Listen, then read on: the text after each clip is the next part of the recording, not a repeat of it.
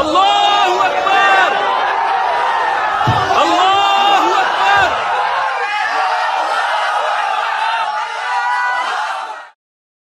শেখ হাসিনাকে দায়ী করার আগে সেকুলারিজম এবং গণতন্ত্রকে দায়ী করে আন্ডারগ্রাউন্ডে যে ডিপ স্টেট, গভীর স্টেটে যাদের কাছে ক্ষমতা ছিল আজকে তাদের কাছে ক্ষমতা আছে। সিলেবাসের মধ্যে পরিবর্তন বা এলজিবিটি কিউকে স্থান দেওয়া, এটি তো তারা একদিনে ঘটে।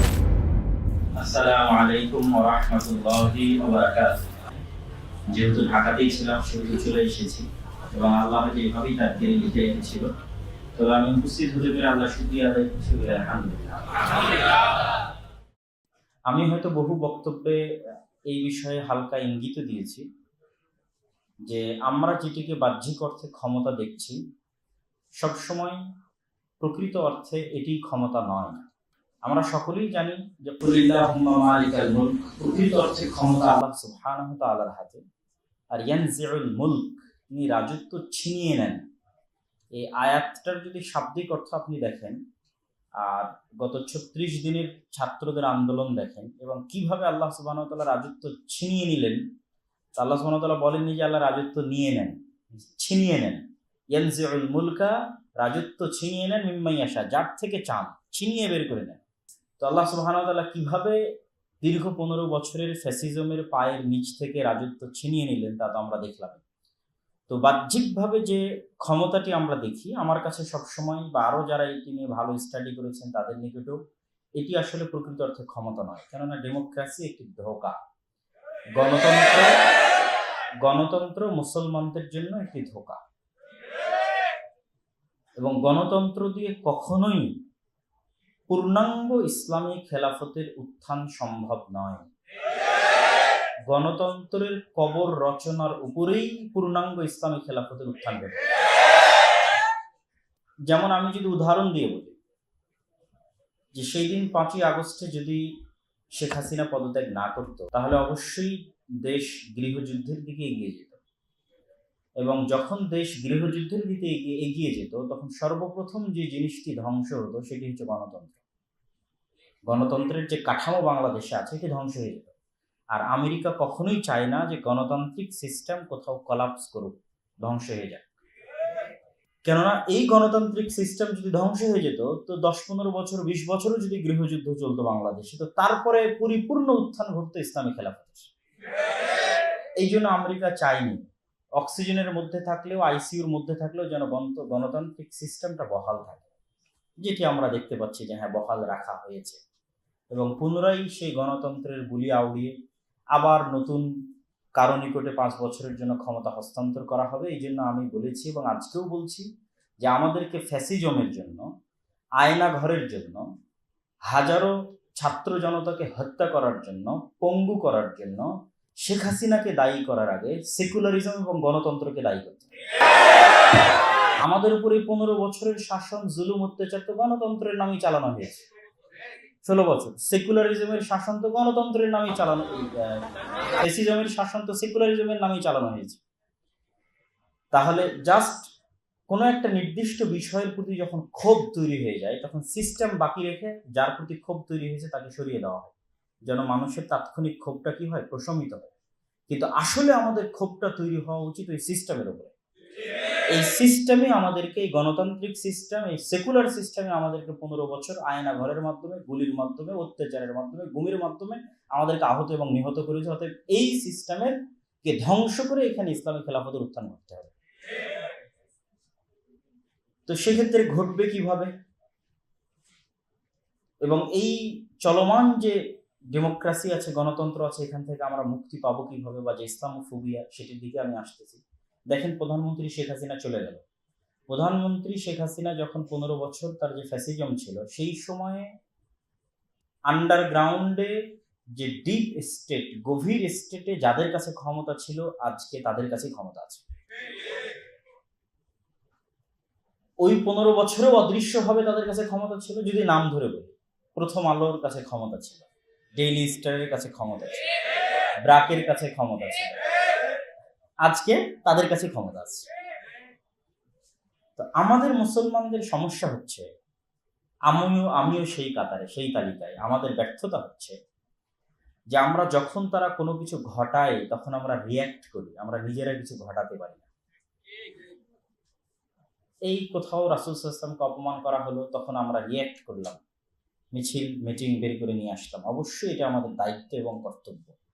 কিন্তু যারা সুদূর প্রসারী পরিকল্পনা নিয়ে 50 বছর, 100 বছর, 200 বছরের পরিকল্পনা নিয়ে কাজ করেই যাচ্ছে, তারা তো কোনো কিছু আর একদিনে ঘটাচ্ছে না।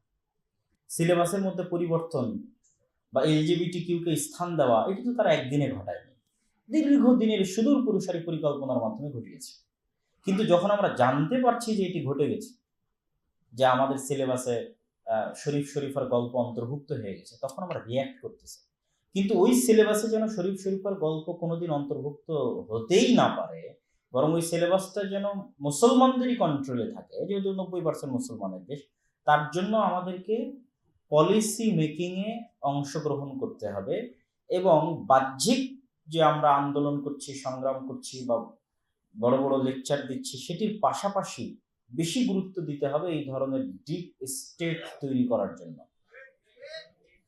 এবং আমার বিশ্বাস যে সকল ইসলামী দল মিলে যদি চেষ্টা করে, বিভিন্ন ইসলামী সংস্থা ফাউন্ডেশন মিলে যদি চেষ্টা করে, তাহলে প্রথম আলোর অল্টারনেটিভ একটা শক্তিশালী মিডিয়া বাংলাদেশে তৈরি করতে পারবে না, যেটা বাংলাদেশের মুসলমানদের রিপ্রেজেন্টেটিভ হবে, এটা আমি বিশ্বাস করি না।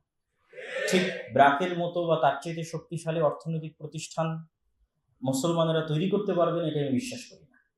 তো এই যে অধিকারের মতো মানবাধিকার সংস্থা, এই ধরনের বিভিন্ন সংস্থা মুসলমানেরা তৈরি করতে পারবেন, আমি বিশ্বাস করি না। তো আমি আমার বক্তব্য দীর্ঘায়িত করতে চাচ্ছি না। ইংল্যান্ডে বাংলাদেশে একজন রাজনীতিবিদ, তার সাথে আমার কথা হচ্ছিল, গল্প হচ্ছিল। তো তিনি বলছিলেন যে যখন তিনি রাজনীতি করার জন্য নামেন, তো উনি সম্ভবত লেবার পার্টির পক্ষ থেকে রাজনীতি করতেন। তো যখন নামেন তখন তিনি নিজের ঘরের বহু মুসলমান কর্তৃকই বাধা বা বুলিং ইত্যাদি অনেক কিছুর শিকার হয়েছে। কিন্তু এক ইহুদি ফ্যামিলির বাবা তার ছেলেকে বলছে, যে তার নাম ধরে, যে এখন যে রাজনীতি করতেছে সে খুব কঠিন সময় পার করতেছে, তুমি তাকে সাপোর্ট দাও, অর্থনৈতিক সাপোর্ট দাও, পাশে থেকে সাপোর্ট দাও, তাহলে পরবর্তীতে যদি সে কখনো জয়লাভ করে সামনে আসে, তাহলে তার থেকে আমাদের স্বার্থ উদ্ধার করা যাবে, হাসিল করা যাবে। তো ইহুদিরা কখনো প্রকাশ্যে আপনি তাদেরকে রাজনীতিতে নির্বাচনে অংশ নিয়ে ক্ষমতায় যাচ্ছে এরকম দেখতে পারবেন না, আমেরিকাতে খুব কমই দেখবেন। কিন্তু যেই ক্ষমতায় আসুক না কেন, আসলে আলটিমেটলি ক্ষমতা ইহুদিদের হাতে। কেননা ইহুদিদের মিডিয়া ব্যবহার করে সে প্রচারণা করেছে, ইহুদিদের অর্থনৈতিক প্রতিষ্ঠান থেকে অর্থ নিয়ে সে তার নির্বাচনের প্রচারণা করেছে। সে যে দলই হোক, সে জো বাইডেন হোক অথবা ডোনাল্ড ট্রাম্প হোক, ফলত যখন সে ক্ষমতায় আসবে তখন সে বাধ্য তাদের কথা শুনতে এবং তাদের কথা উঠতে বসতে। এই জায়গায় আমরা খুব পিছিয়ে আছি, আমরা মুসলমানেরা। তো আমি চাই যে শক্তিশালী প্রতিষ্ঠান গড়ে উঠুক। শুধু স্লোগান, দল, নির্বাচন এগুলো ধোঁয়াশা, এগুলো ঝুলন্ত মূলা। আপনাকে ঝুলিয়ে রাখা হয়েছে, আপনি যেন এটার পিছনে দৌড়ান এবং আপনার শরীরের শ্রম সময় যেন এটার পিছনে আপনি নষ্ট করেন। কিন্তু কখনোই একটা থিওরি পরীক্ষা করার জন্য 100 বছর যথেষ্ট। গণতন্ত্র দিয়ে ইসলাম প্রতিষ্ঠা করার জন্য 100 বছর পার হয়ে গেছে। 100 বছর এনাফ একটা থিওরিকে পরীক্ষা করার জন্য। অতএব গণতন্ত্র দিয়ে ইসলাম প্রতিষ্ঠা সম্ভব নয়। তাহলে যে কথা দিয়ে আবারও শুরু করেছিলাম, তাহলে আমাদের প্রস্তুতি থাকতে হবে যেন সুযোগ আসলে আমরা পূর্ণাঙ্গ ইসলামী খেলাফা প্রতিষ্ঠা করতে পারি এবং এই ধরনের ইসলামোফোবিয়াকে দুর্বৃত্ত করতে পারি। তার জন্য শক্তিশালী প্রতিষ্ঠান তৈরি করতে হবে। আর শক্তিশালী প্রতিষ্ঠান তৈরি করার যে কথাটা আমি বহু বক্তব্যে বলতেছি, আজকেও এটি বলে শেষ করব, আমাদের মধ্যে দুইটা শর্ত যদি আমরা পূরণ করতে পারি, আল্লাহ সুবহানাহু ওয়া তাআলা আমাদেরকে রাষ্ট্র ক্ষমতা দিবেন ইনশাআল্লাহ। সেই দুটি শর্তটি আমার ছোট্ট চিন্তা ভাবনা, আমার ভুলও হতে পারে, যে কেউ আমার ভুলটা সংশোধন করে দিবেন। সততা, সত্যবাদিতা এবং ন্যায়পরায়ণতা, অন্তত রাষ্ট্র ক্ষমতার জন্য। আমরা সালাত দিয়ে জান্নাতে চলে যেতে পারবো ইনশাআল্লাহ, শিরক মুক্ত থেকে জান্নাতে চলে যেতে পারবো ইনশাআল্লাহ। কিন্তু একজন সালাত আদায়কারী মুসল্লি যার মধ্যে সত্যবাদিতা নেই, ন্যায়পরায়ণতা নেই, আল্লাহ তার হাতে রাষ্ট্র ক্ষমতা দিবেন না। যেমন বাইতুল মোকাররমের মধ্যে আমরা দেখলাম তারা সালাত আদায়কারী কিন্তু মারামারি করতেছে, মসজিদের মধ্যে এক ভাই আরেক ভাইয়ের গায়ে হাত উঠাচ্ছে। আমাদের যে কোনো প্রতিষ্ঠান, ইসলামী দল হোক, সংগঠন হোক, মসজিদ হোক, মাদ্রাসা হোক, অথবা আর অন্য যে কোনো প্রতিষ্ঠান হোক, আপনি সেখানে শতভাগ সত্যবাদিতা প্রতিষ্ঠা করেন, শতভাগ ন্যায়পরায়ণতা প্রতিষ্ঠা করেন। আল্লাহ সুবহানাহু ওয়া তাআলা ওই ছোট্ট প্রতিষ্ঠান থেকেই, ওই ছোট্ট মাদ্রাসা, মসজিদ এবং ইসলামী দল সংগঠন থেকেই ইসলামকে এবং মুসলমানদেরকে রাষ্ট্র ক্ষমতায় পৌঁছে দেবেন।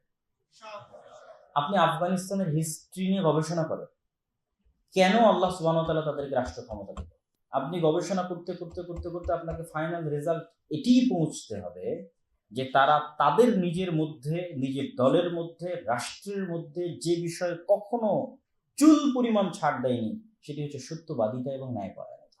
আর আমাদের বাংলাদেশের বেশিরভাগ জায়গায় দেখবেন, মাদ্রাসায় যান, মসজিদে যান, ইসলামী দলে যান, আমি আমারটারও কথা বলছি, অন্য কাউকে দোষ দিয়ে বলছি না, আত্মসমালোচনা, আমার নিজেরও আত্মসমালোচনা করতেছি যে আমাদের সালাত আছে, সিয়াম আছে, হজ আছে, জাকাত আছে, কিন্তু আমির সাহেব তাকেই পদ দিবেন যিনি তার বেশি চামচামি করেছে। তাহলে এখানে তিনি ন্যায়পরায়ণতার খেলাফ করলেন, মানে তিনি রাষ্ট্র ক্ষমতায় যাওয়ার যোগ্যতা আল্লাহর দৃষ্টিতে হারিয়ে ফেললেন। পরিচালক সাহেব তাকেই চাকরি দিবেন যিনি তার আত্মীয়, যোগ্যতার মাপকাঠিতে না টিকলেও মাদ্রাসাতে। তাহলে তিনি আল্লাহ সুবহানাহু ওয়া তাআলা, বা তিনি ক্ষমা চাইলে আল্লাহ ক্ষমা করলে, মানুষ ক্ষমা করলে জান্নাতে যেতে পারে, কিন্তু তিনি রাষ্ট্র ক্ষমতায় যাওয়ার অযোগ্য বলে বিবেচিত হয়ে গেছেন আল্লাহর দরবারে। তো রাষ্ট্র ক্ষমতা, যেহেতু ইসলামের রাষ্ট্র প্রতিষ্ঠার বেসিক এলিমেন্ট হচ্ছে ন্যায়পরায়ণতা প্রতিষ্ঠা করা, সত্যবাদিতা প্রতিষ্ঠা করা, এটি আল্লাহর গুণ, এটি নবীদের গুণ। এই দুটো গুণ অর্জন করা ছাড়া আল্লাহ সুবহানাহু ওয়া তাআলা আমাদের রাষ্ট্র ক্ষমতা দিবেন না। আর আমি আবারও বলছি, আপনার আফগানিস্তানের হিস্ট্রি পড়ে দেখবেন, যেহেতু তারা কখনো গোলামি করেনি, সেহেতু তারা মিথ্যা বলাও শিখেনি, অন্যায় পরায়ণতা করাও শিখেনি। আর যেহেতু আমরা 190 বছর গোলামি করেছি, সেহেতু মিথ্যা আমাদের রক্তের মধ্যে ঢুকে গেছে, অন্যায় পরায়ণতা আমাদের রক্তের মধ্যে ঢুকে গেছে। এই জন্য আমরা এত চেষ্টা করার পর আল্লাহ সুবহানাহু ওয়া তাআলা আমাদেরকে দিচ্ছেন না। অতএব, এবং এটি আরেকটু সংযুক্ত করে এটি শেষ করে দিই, যে গত 15 বছর যত OC, DC, SP, sub registrar, AC land যারাই দায়িত্বে ছিলেন না কেন, তাদের অনেকেই আপনি দেখবেন তারা সালাত আদায় করেছে। কেউ তো আপনারা জানেন যে সে প্রশ্ন ফাঁস করার টাকা নাকি আল্লাহ রাস্তায় দান করতো, নাউজুবিল্লাহ। তাহলে এরকম যত ওসি, ডিসি, এসপি ছিল, তাদের কতজন যে হাজি আছে, কতজন যে উমরাকারী আছে, আর কতজন যে নামাজি আছে, আল্লাহ সুবহানাহু ওয়া তাআলা ভালো জানেন। আর মসজিদ মাদ্রাসার কমিটি আর জালসার প্রধান অতিথি দেখলে একজনও বাদ যাবে না, সবাই আছে। কিন্তু তারা কেউই নিজ নিজ দায়িত্বে সৎ এবং ন্যায়পরায়ণ ছিল না, কেউই না, দু একজন থাকতে পারে, কিন্তু বেশিরভাগ জনই তাদের নিজ নিজ দায়িত্বে সৎ এবং ন্যায়পরায়ণ ছিল না। তাহলে আমি উদাত্ত আহ্বান জানাবো যে আমরা ইসলামোফোবিয়া দূর করতে চাইলে আমাদেরকে শক্তিশালী প্রতিষ্ঠান তৈরি করতে হবে, যেন আমাদের বয়ান তাদের বয়ানের চাইতে আমরা শক্তিশালী করতে পারি এই শক্তিশালী প্রতিষ্ঠানগুলোর মাধ্যমে। পাশাপাশি আমাদের কাছে যা আছে, যার যেখানে যা আছে, কেউ প্রকাশনীর মালিক, কেউ প্রতিষ্ঠানের মালিক, কেউ দলের আমির, তারা নিজ নিজ প্রতিষ্ঠানে সত্যবাদিতা এবং ন্যায়পরায়ণতায় কম্প্রোমাইজ করিয়েন না, ন্যায়পরায়ণতা এবং সত্যবাদিতা প্রতিষ্ঠা করেন। ইনশাআল্লাহ আল্লাহ সুবহানাহু ওয়া তাআলা আমাদেরকে রাষ্ট্র ক্ষমতা দান করবেন, আল্লাহুম্মা আমিন। এই বলে আমি আমার সংক্ষিপ্ত বক্তব্য এখানে শেষ করছি। ওয়া আখিরু দাওয়ানা আলহামদুলিল্লাহি রাব্বিল আলামিন। আসসালামু আলাইকুম ওয়া রাহমাতুল্লাহি ওয়া বারাকাতুহু।